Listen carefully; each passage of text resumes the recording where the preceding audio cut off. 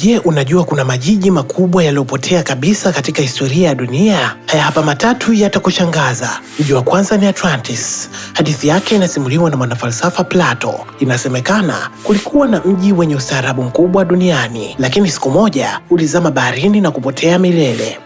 Mji wa pili ni Petra. Huu ni mji uliochongwa kwenye miamba jangwani nchini Jordan. Ulikuwa kituo kikubwa cha biashara kabla ya kusahaulika kwake kwa karne nyingi. Mji wa tatu na wa mwisho, Machu Picchu. Mji huu wa ajabu ulijengwa juu ya mlima wa ustaarabu wa Inca Civilization, kisha ukafichwa na misitu kwa karne nyingi.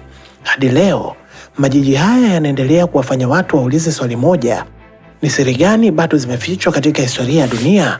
Maana mengi yanavumbuliwa na mengi yasiyojulikana. Karibu katika Swahili na Simulizi. Yapi maoni yako? Usisahau kusubscribe katika YouTube channel yetu kwa simulizi zaidi.